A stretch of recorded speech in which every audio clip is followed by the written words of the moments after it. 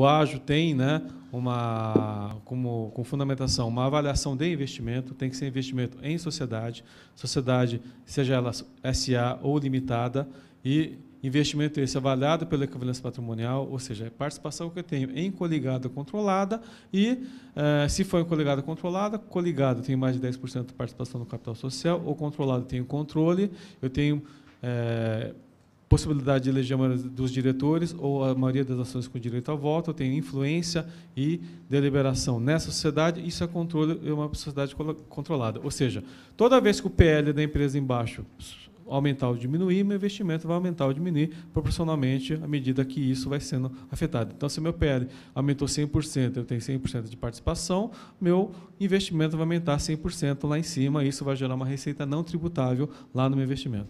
Em contrapartida, se for uma diminuição de PL, isso vai gerar uma despesa essa não dedutível. E o ágio, quando é que ele surge? Né? Ele surge na primeira aquisição, quando faz a aquisição de participação societária avaliada pela equivalência patrimonial. Então, o que é ágio? É a diferença entre o valor pago na aquisição do investimento e o valor do patrimônio líquido da sociedade. Então, aquele valor a mais que está sendo pago em relação ao PL. E o ágio, para eu poder contabilizá-lo e registrá-lo contabilmente, primeiro, tem que estar fundamentado, né?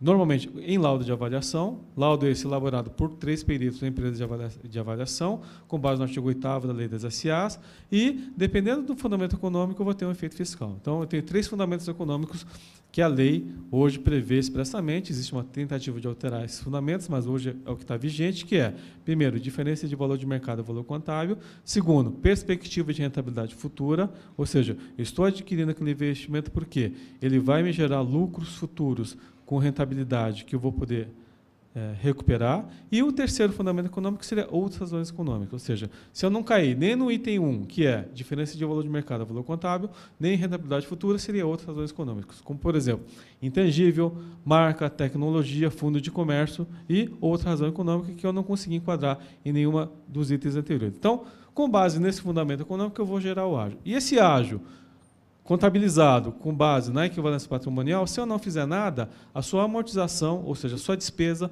ela é indedutível. Para eu tornar essa despesa em despesa dedutível, o que eu tenho que fazer? Eu tenho que incorporar esse investimento, né, ou essa sociedade na minha, ou vice-versa. A sociedade que gerou esse ágio vai ser incorporado pela empresa que fazer o controle. Então, com base na legislação fiscal, que foi alterada em 1997, a Lei 9.532, que foi criada para incentivar as privatizações, porque se eu não fizesse essa alteração fiscal, o que ia acabar acontecendo? O investidor estrangeiro ele não ia ter uma cenourinha para poder participar de aquisições aqui no Brasil. Então, para poder incentivar isso, é que o governo criou essa figura jurídica, essa norma, que, né, o Herman acabou falando bem, ou seja, é uma norma criada pelo governo para incentivar as privatizações, né? Ou seja, foi criada, foi posta, né, para atrair investimentos e depois, no meio do jogo, você altera o entendimento, dizendo que essa norma não é mais válida, que você está fazendo abusivo, que você está fazendo, na verdade, é uma simulação. Né? Então, você vai ver que a maioria dos autos de infração que está sendo objeto de julgamento no CARF são autos decorrentes de operações de privatização, autos decorrentes de negociação privada, de aquisição de sociedade, que tem sido questionado pela sua autoridade fiscal. Então, essa regra, ela permitiu isso, ou seja, se eu incorporar um investimento, ou cindir um investimento, né, controlador ou vice-versa, esse ágio eu vou poder antecipar a dedutibilidade da despesa. Então, primeira coisa que tem que analisar, ágio, antes de mais nada, gente, o que ele é?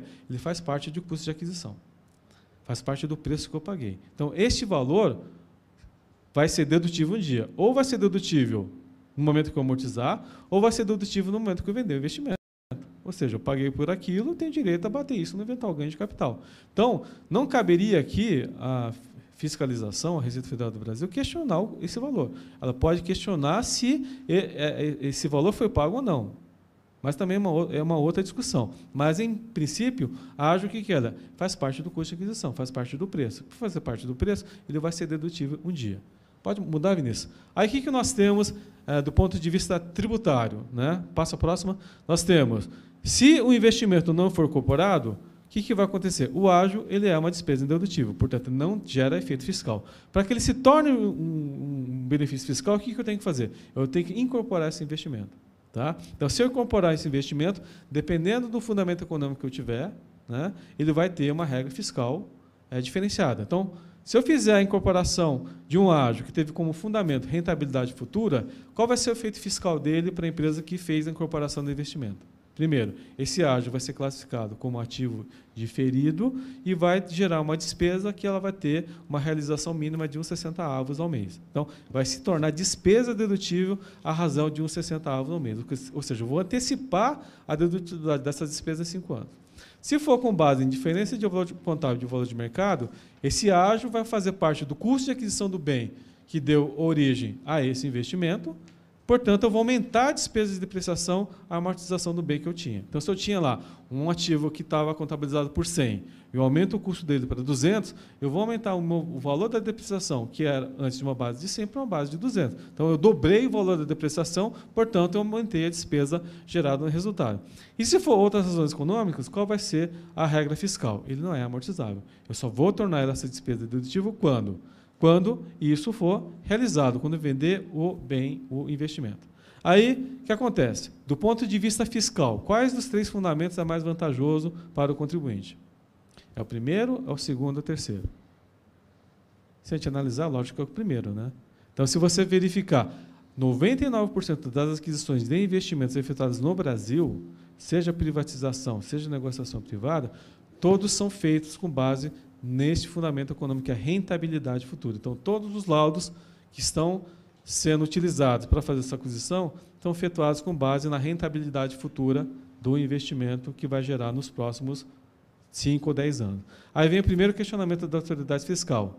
Olha, quando eu compro um investimento, ninguém compra um investimento só com base em rentabilidade futura.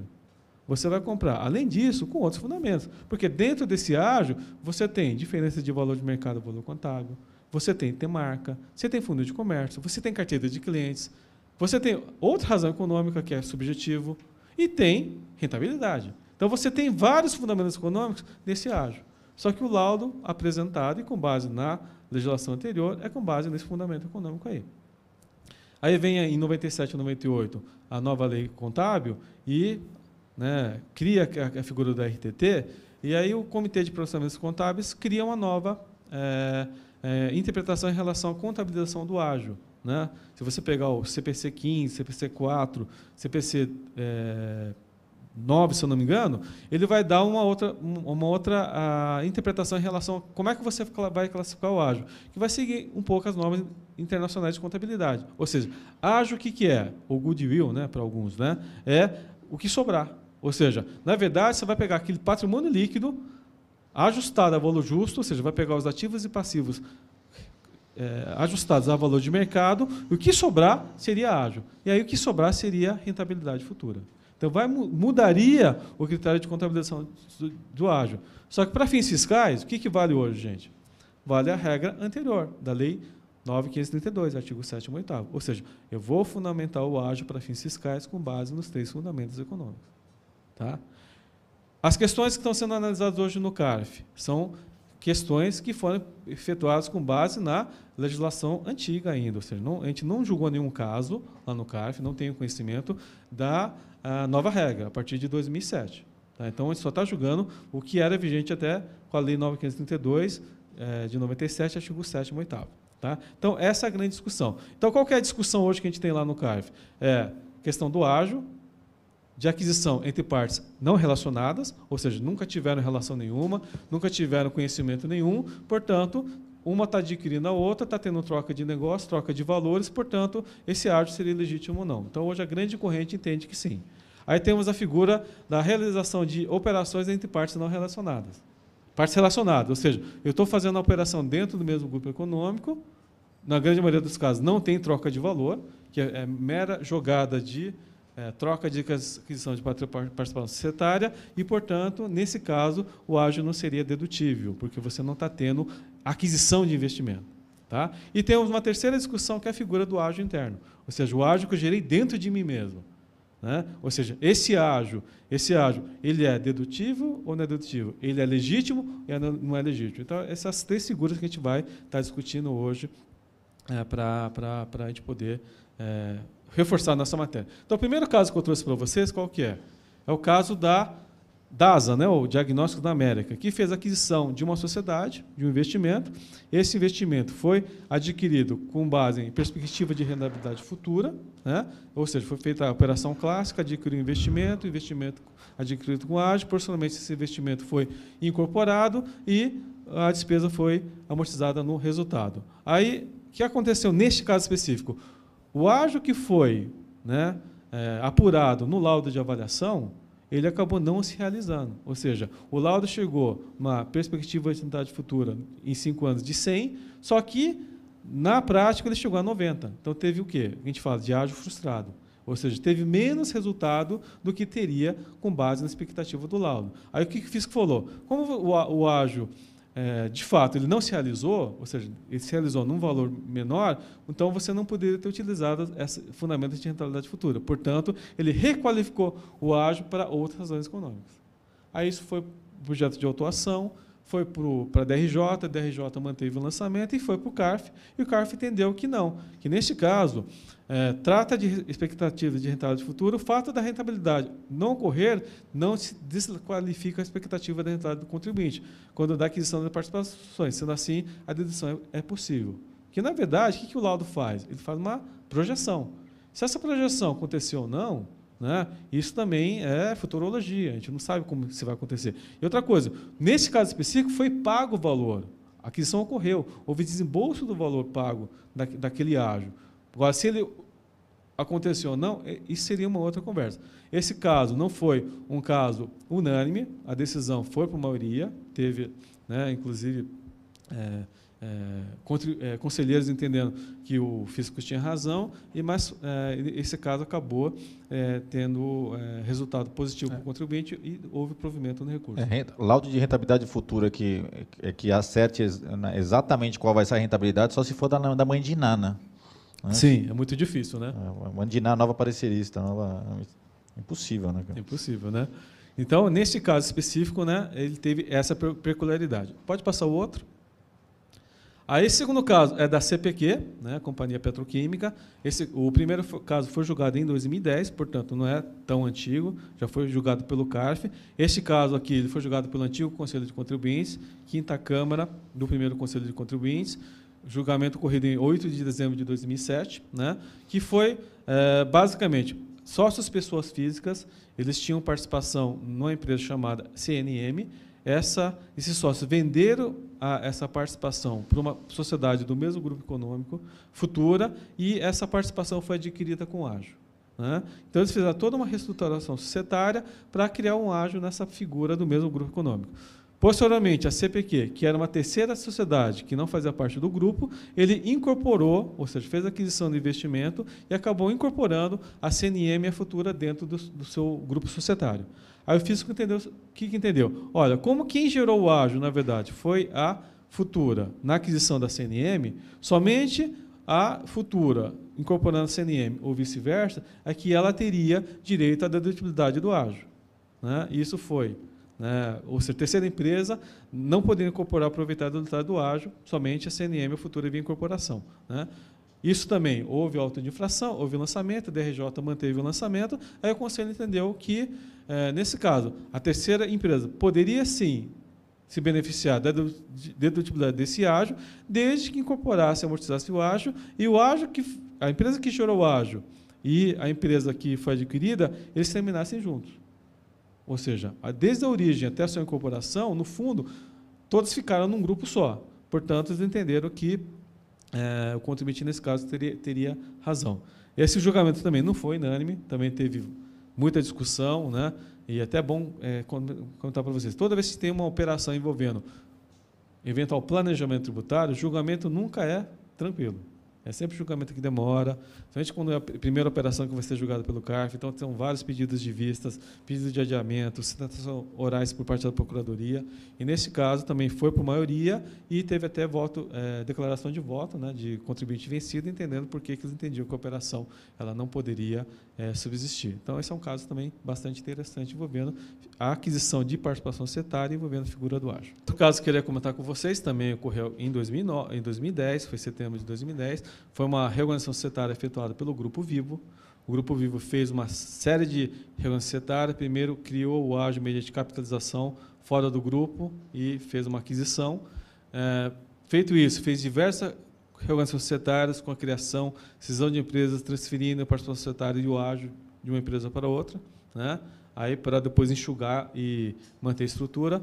Aí essa operação foi objeto de fiscalização, a fiscalização contestou, né? Primeiro, a fundamentação do ágio, contestando o laudo da operação de capitalização, entendendo que ela não seria válida, né? Entendeu que o ágio, cuja fundamentação foi rentabilidade futura, né? E o prazo de amortização de 5 anos não poderia ser utilizado, mas sim o prazo da concessão, no caso, a gente está falando de serviço público, telefonia, tá? Questionou a alocação do ágio após diversas decisões de transferência de cotas, né? Ou seja, na verdade, entendeu que isso, na verdade, foi uma mera jogada de ágio para lá e para cá, para justamente fazer economia tributária. Vinícius? Né? Questionou a questão do prazo de amortização, dizendo que a questão do CVM 247/96 obriga a amortização pelo prazo da concessão, né? Já o CARF, né, entendeu diferente, entendeu que a operação final era legítima, foi uma reestruturação societária que teve finalidade empresarial, né? Que a instrução da CVM ela serve para fins contábeis, não para fins fiscais. Então, para fins contábeis, eu tenho um critério de contabilização e registro, e para fins fiscais eu tenho que seguir o artigo 7º da Lei 9.532. E aqui já traz, né, um precedente para a questão que hoje a gente já tem, a aplicação das normas contábeis e RTT. Ou seja, você tem um critério fiscal que determina uma coisa e tem um critério contábil que determina outra coisa. Então, para fins contábeis, eu vou registrar a operação pelo fato econômico, e para fins fiscais tem uma regra tributária diferente, portanto, eu vou fazer o ajuste extracontabilmente. Tá? Então, isso também é interessante para a gente poder utilizar em futuras discussões.